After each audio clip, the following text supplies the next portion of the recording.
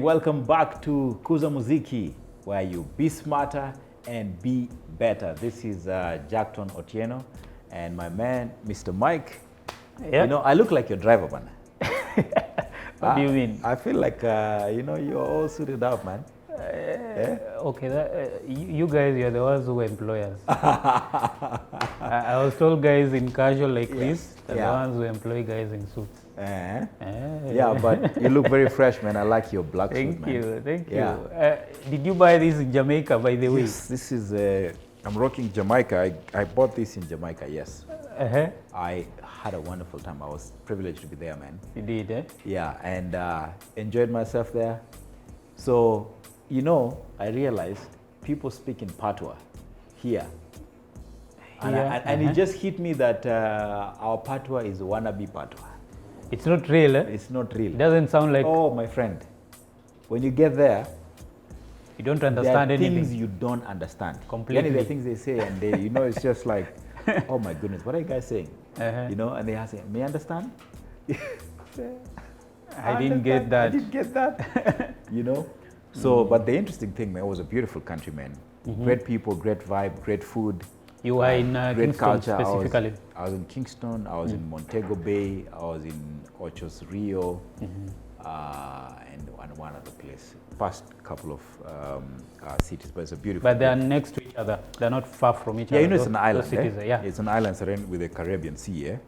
So it's a pretty small country, but really, really, really beautiful. Great people. You know, very loud. Yeah. Loud? What do you mean? From the way they talk, you know, from the way they behave? Yeah, you know, even how they express themselves, like even from the airport. Yeah.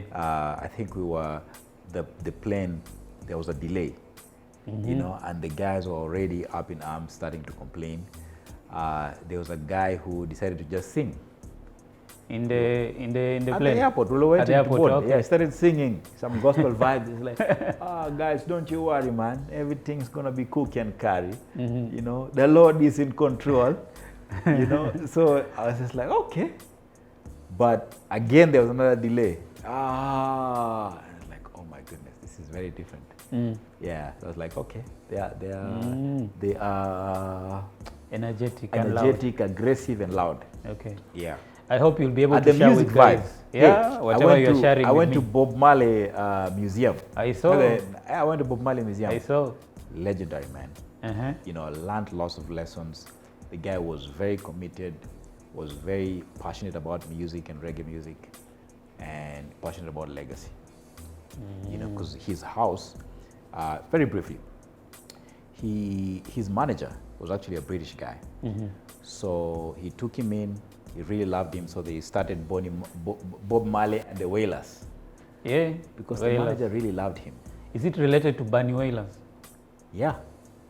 Okay. Bob Marley and the Wailers. So they started that band, and they did music within 3 years. So the guy got him a house and his neighbor was the governor of Jamaica.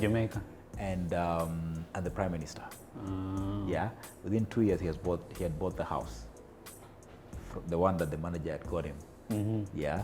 Which is the museum now. Which is the museum right now. Oh, okay. And his wife has carried out his legacy, you know, his music, his kids are doing music. Yeah. I'm a huge fan of several of his sons. And they're making crazy money Junior Gong. With that museum. Yeah. So guys pay to... Oh, yeah. Okay. They roughly how much? $50. $50. Yeah. Does it have the time frame so that you have? 25. They have a package for $25 and $50. 2 hours. No, it's 2 hours actually. 2 hours, and you have someone who is guiding you inside, showing you everything. There's a record. The studio is there. All the awards, my friend. The awards. There are so many. Plus even the Grammy. So everything real there. That was a legend, yeah. Everything real there. Even his bedroom. You know, there's like a little porch with the Bible. And you know where he goes for meditation to smoke his weed, you know, all those things. Yeah, so awesome. It's very spiritual, but I think I really like the fact that he was very focused, very determined, and his music lives on. His children and his grandchildren for so many years. Will live from his music because they're making in a lot of money from his music. Yeah, and his documentary is launching February 24th, so people can watch it. I saw there's a documentary. And also, Yeah. I was shocked that the wife relocated from Jamaica. She's in Ghana. You know, she was originally she lived in Ghana for a very long time. Yes, I was shocked. Yeah. That she lived there. Even before she's Mutenyo. even a citizen now. Yes, she lived there for a very long time. And why don't Ghanaians speak about that? Like, I think Yeah. she's part of them till it's Yeah. nothing. Yeah. I was just scrolling through the internet and I saw that. I was shocked. It's very interesting. She's been in Ghana for years. Yeah. Till she's a citizen. Right. Yeah. But we're not going to talk about Jamaica, or reggae dancehall music. Dancehall music, yeah. We're going to talk about artists leaving record label. Yeah. Yeah. That's the conversation we're going to talk about today, Mike. But before we even delve into it, I think it would be just nice. Let's start from the foundation. What's a record label? Because people have many different understandings of a record label. What is your understanding? Yeah. So a record label for me is an umbrella body that signs or gets musicians and support their career by doing everything for them. They do their branding.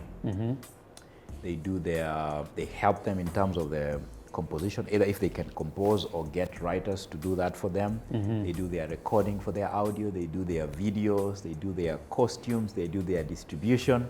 Literally, they do everything, end-to-end management of the artist.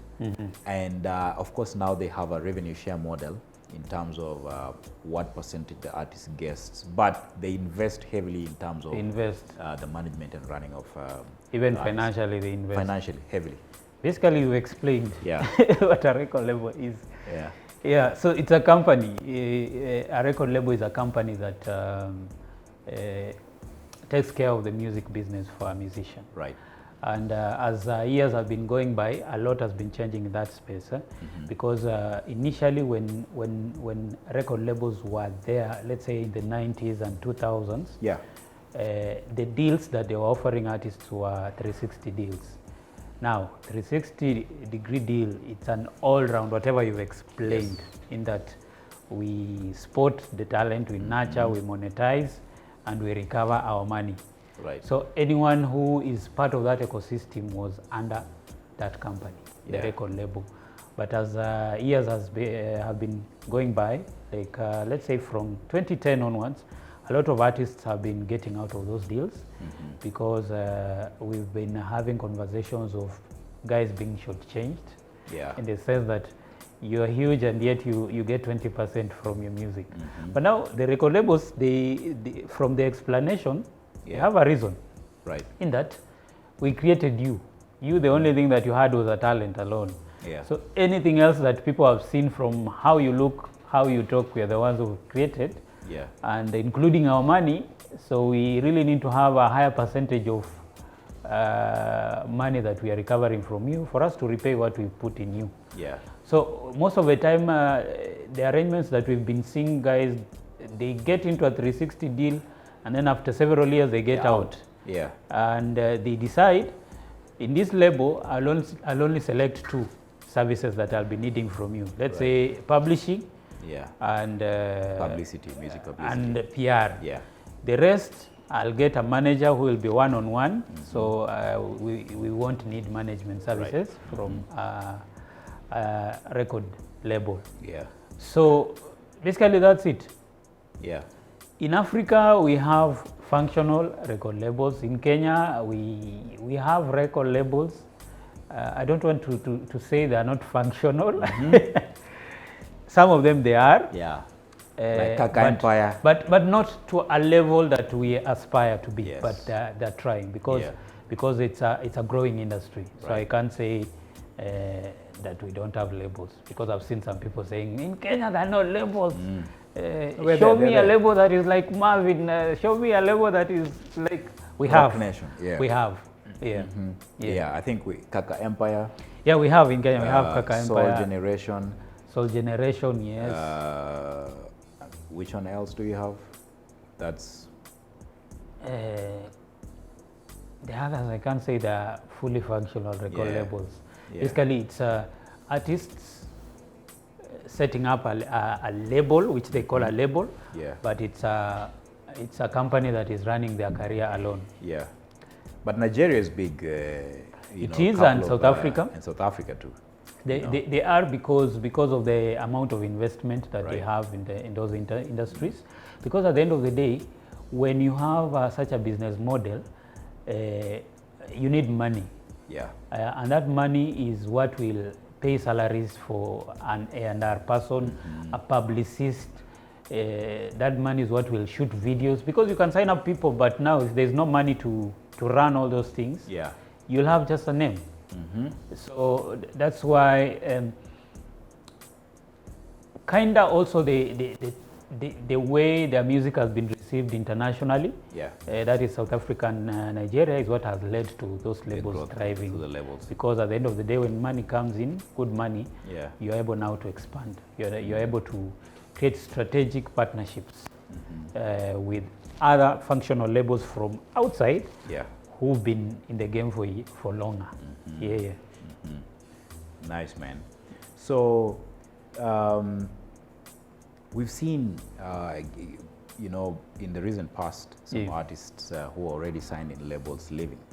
You know, for instance, you know, we have Ruga left the record label and signed in. Just next door neighbor here, we had Harmonize. Very bitter exit and fallout from Wasafi.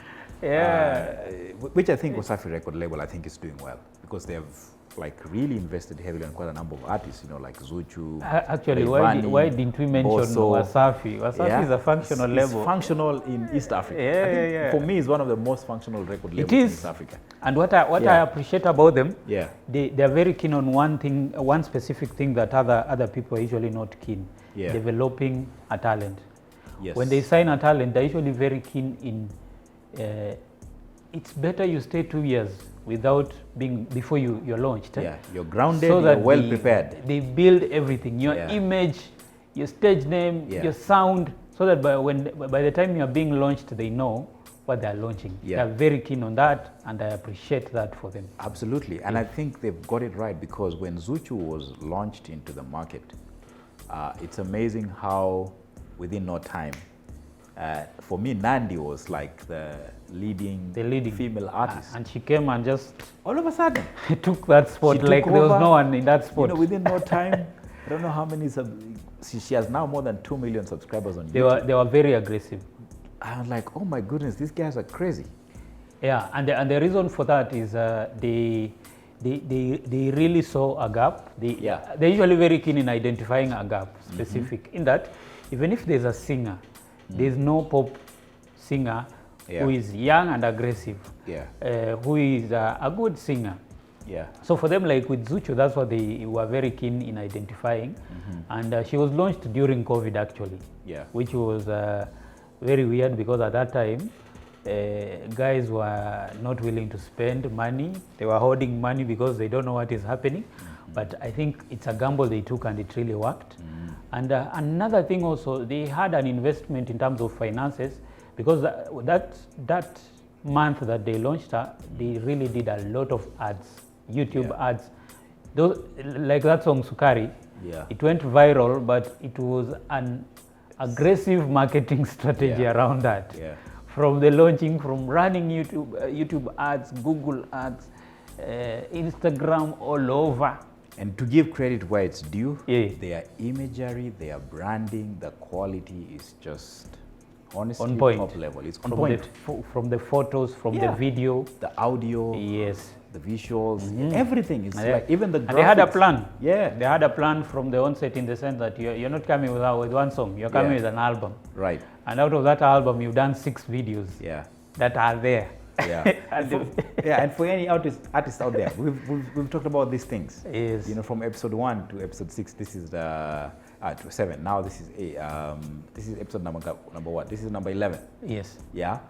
We have talked about all these things, and so it's important for you to take quality very seriously. Like anything you're doing, if you're doing a photo shoot, if you're having your flyer or poster designed, if you're doing a video, make sure even no matter how little the budget is, make sure that you're getting quality and value for your money. Yes. Yeah, that's very important. So let's talk about some of the challenges and dangers and pitfalls of leaving, exiting early before, because the thing is not, the issue is not leaving, you know, leaving prematurely. Leaving prematurely. Yeah, you know? And that is a huge problem in Kenya actually. Yeah. Because a few years back, there's a guy who told me, it's better we share 10% of 1 billion than you taking 100% of 1 million. Right. It's a huge problem with artists, because when someone wants to be signed, at that time they usually have only talent, as in it's only talent that they have, nothing else. That's right. So when you tell them to jump, they'll ask you how high, not why. Yeah. But now when they find money, why? Why should I jump? So it's usually a huge problem. Yeah. That's why from the onset, the recommendation is usually we must have a contract, because human beings, why do we have that people who love each other, they're forced to sign a document, yet they love each other? That is in marriage. Marriage certificate. Yes. Why do you sign yet you love each other? Because they know the human heart. Yeah. The human heart. Commitment, and they make it, hey, that's a very solid point, Mike, because, you know, you just made me think about it, because even the divorce process, in the US, it takes 6 months. You know, once you get into the court, it takes like 6 months. Yeah. In Kenya, it takes you about 3 years. In Kenya, it's long. 3 years. Till you guys decide either to go you have back a contract, together or you have a contract. just You leave guys it. go back and discuss until, So it's important to have a contract, so that before someone exits, they have to sit down, think over, costs. as in what are the pros and cons of me leaving. Right. Because so most of the time these record deals, when they come and an artist leaves, or they're frustrated leaving, which is not being frustrated, they're being just reminded you have a contract and this is what you're supposed to do. Yeah. You remember a few years back, like when Now Harmonize was leaving Wasafi, and there was a leakage of the amount of money that he was supposed to pay. Yeah, 50 million, I think. You know, when there's a clause in that contract, that clause, which is a buyout, basically you buy yourself out of this contract. Right. If you want to terminate it before the 6 years, before the 4 years that we agreed. Yeah. The condition is there's an investment that has gone into this brand and we had a projection that within 6 years we would have recovered the amount of money, right, and we would have squeezed from these projects. So if we've given you very quality videos, and then after 1 year you want to leave and we've not squeezed enough, it's a business at the end of the day. You know,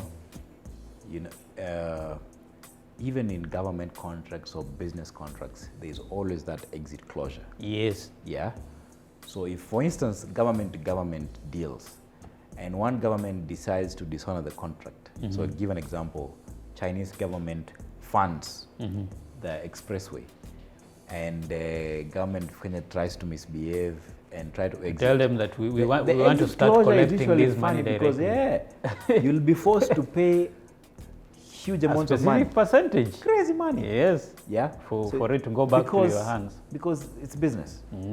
Yeah. So it's similar. It's similar even in the music business. So most of the time, when artists are faced with such, either they leak that information to the public, fans, to their fans, and you know their fans, they'll approach that thing from an emotional point of view. They'll not care, it's business. Yeah, this guy was release this guy. Being mistreated. Yes, this guy is bad. Labels are bad. Yeah. You're mistreating you this person. You are a slave. You're a slave, yes. Yeah. Forgetting there's something we've created here and we must recover our money. That's right.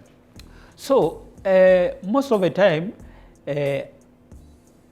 we can't have a specific reason, like one reason why artists get out of contracts.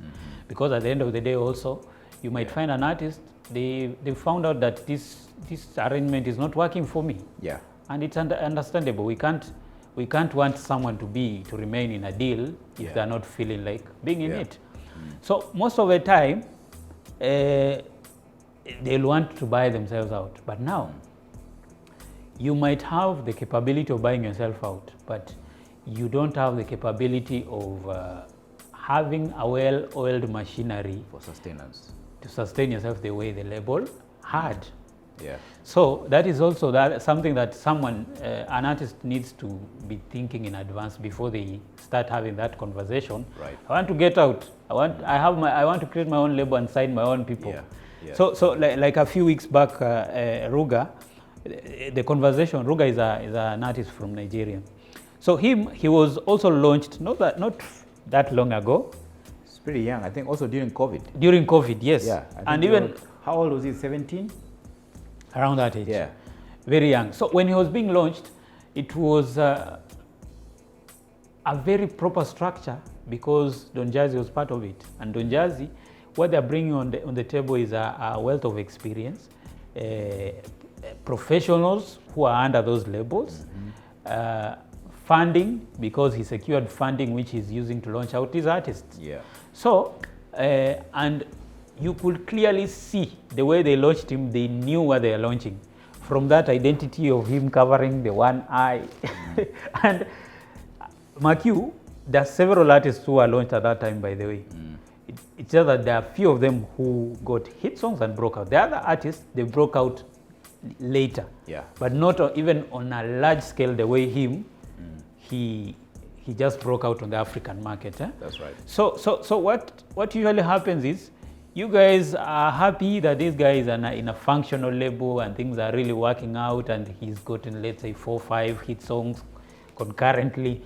And then from nowhere you see an artist that he's leaving and he's launching his own label. You see, if an artist who's been in the game for some years, we don't have a specific period, but from my professional opinion, 3-4 years is not sufficient for you to launch your own label because you're not yet known enough. Yeah.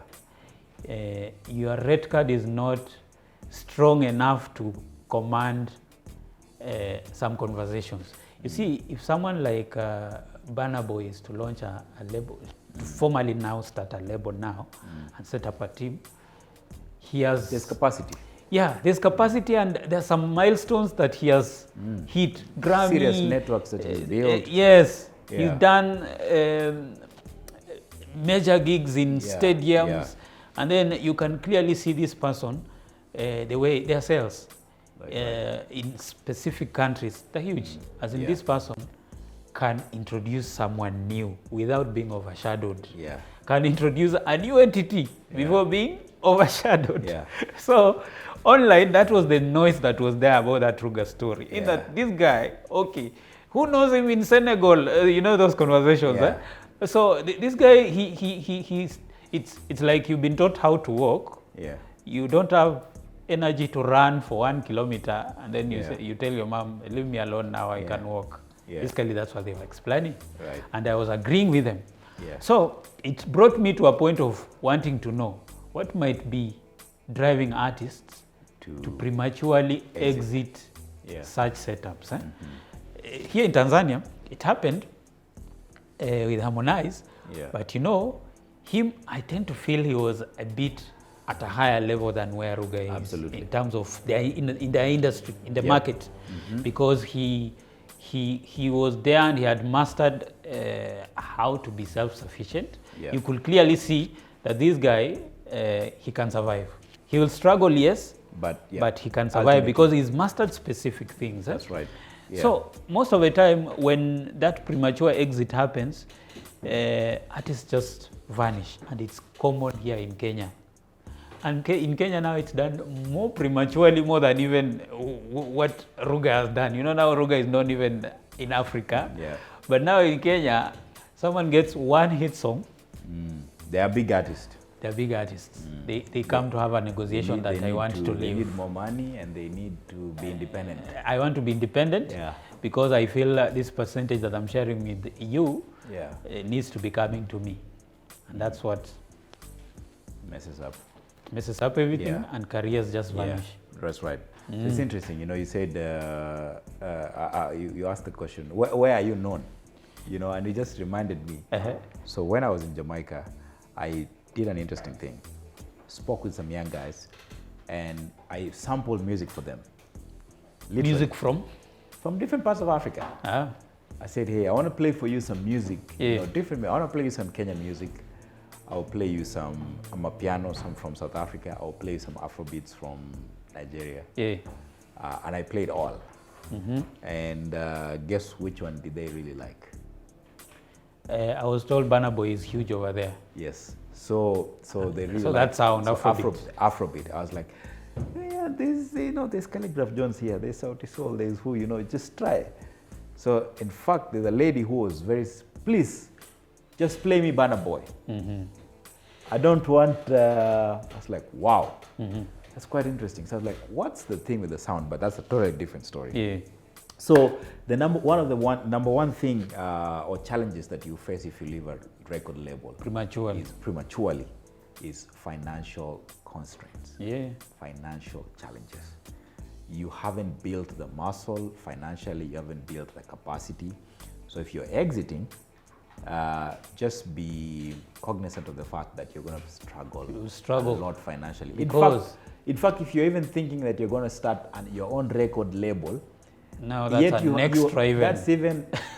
that's even disaster. Disaster. Because you haven't even established yourself to a certain to be self-sufficient in doing your own projects. And just to add on what you're explaining, you see, when you are under a label, there's usually a standard that label has put you in terms of the quality of your videos.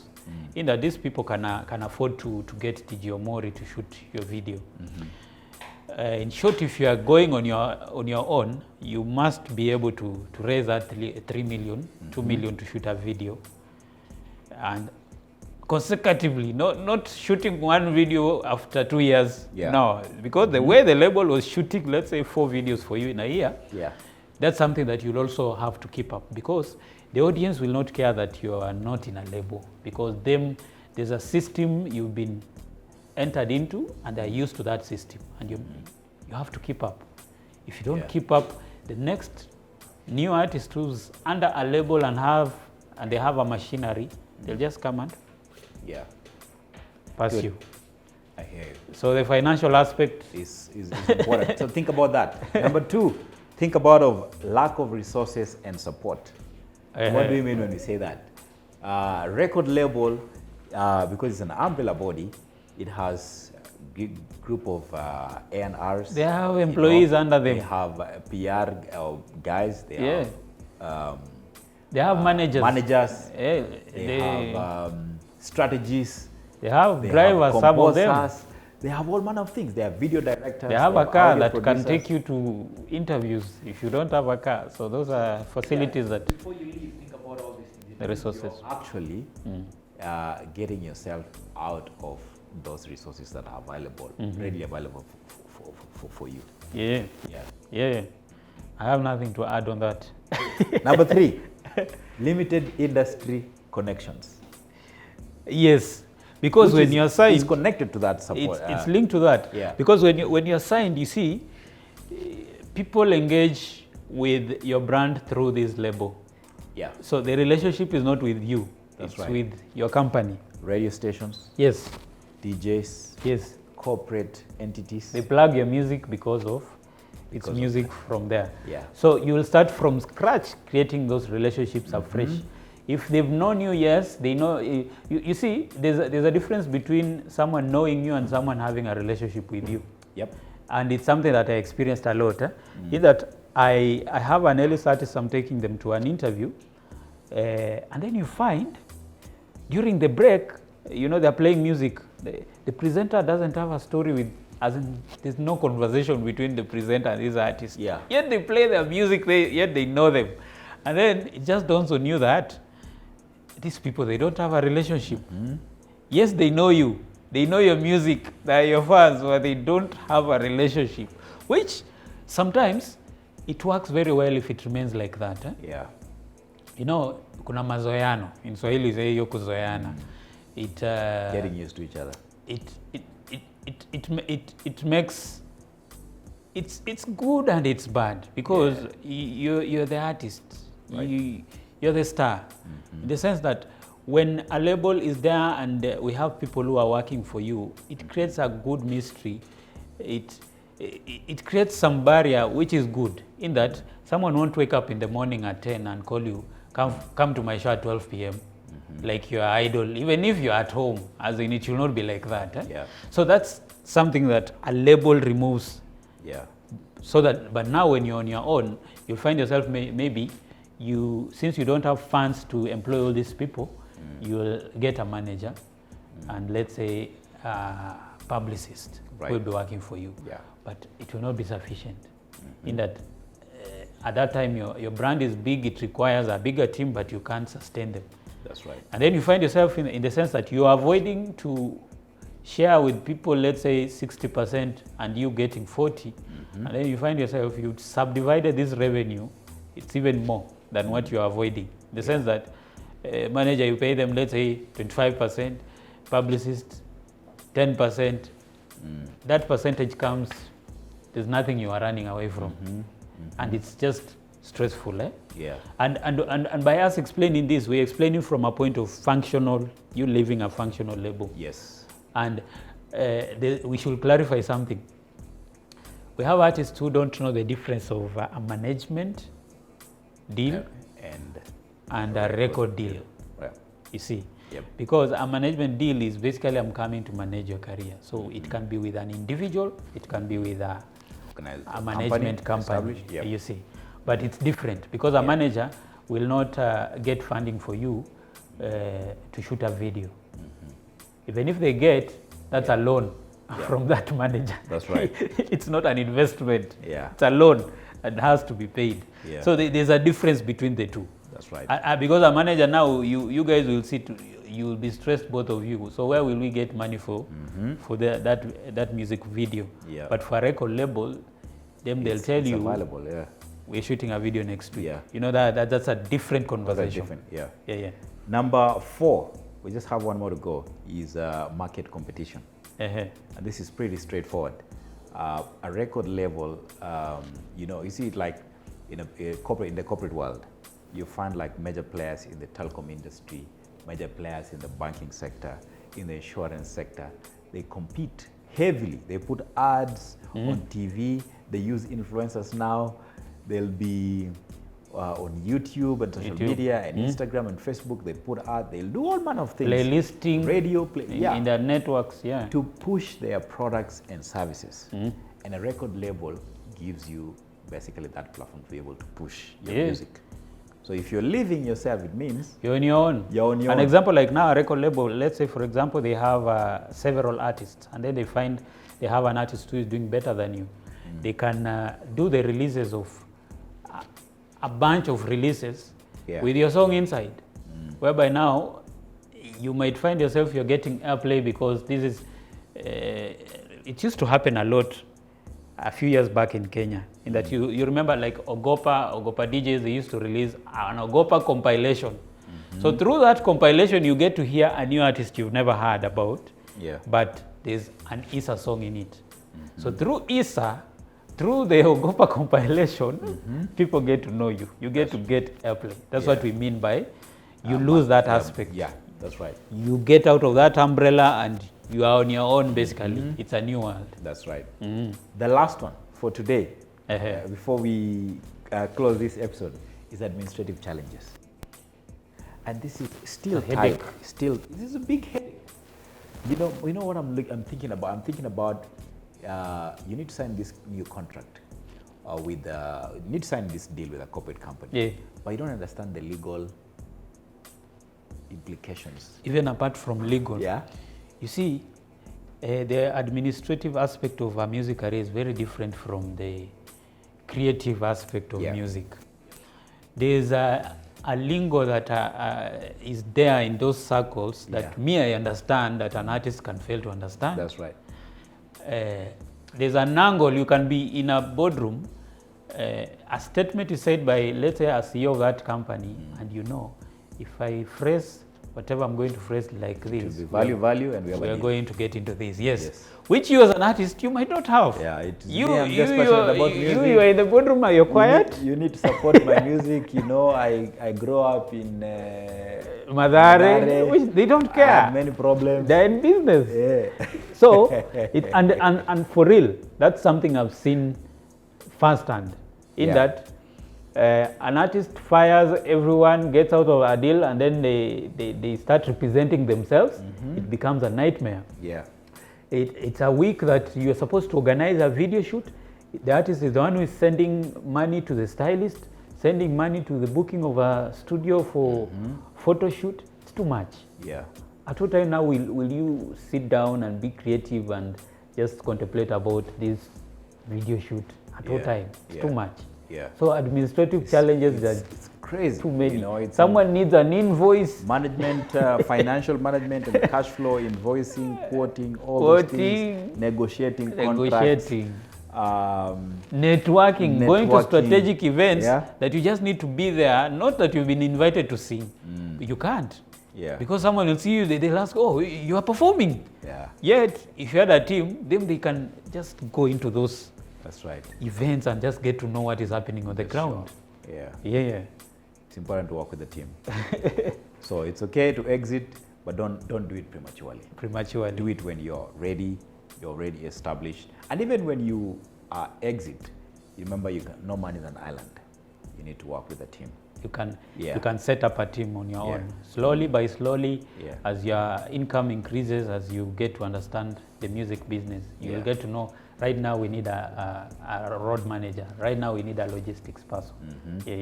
Good stuff. That's a good place to close this conversation, Mike. I really enjoyed this conversation about time. Really flies. It's always amazing. You know, once you're on set, man, then the conversations are always interesting. Time flies.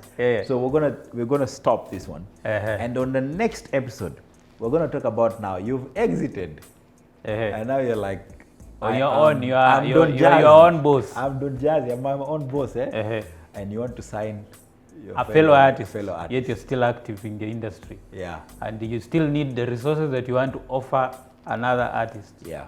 That's going to be a very interesting one. So I'd like you to watch out. But as we close, a big shout out to Mr. Rafael Benitez. Big shout out to Frank. Yeah. Big shout out to Aaron, to Jennifer, you know, amazing team that we work with here and, you know, help us to add value to the show. We usually shoot this on location at Rims Studios. So if you want a studio to do your podcast like this one, to do your photo shoots or video, anything you want to do, any shoot or production, Rims Studios would be the place. And all the content stuff for this show is curated by Upeo Talent Agency. Yeah. So if you're looking for a platform, you know, that will, you know, help you understand the music business and grow your music career. Consultancy. We are here to help you on that. That's right. Yeah. And lastly, Bamba Studios does all the production. The camera work and all that, the editing, you know, and you always see the videos. So yeah, please comment, give us feedback on, you know, what's good, what's bad, what we need to improve on. I want to give shout out to Bamba Studios, which is our production company that does all our production. So we'll see you on the next episode. Have a good one. Adios.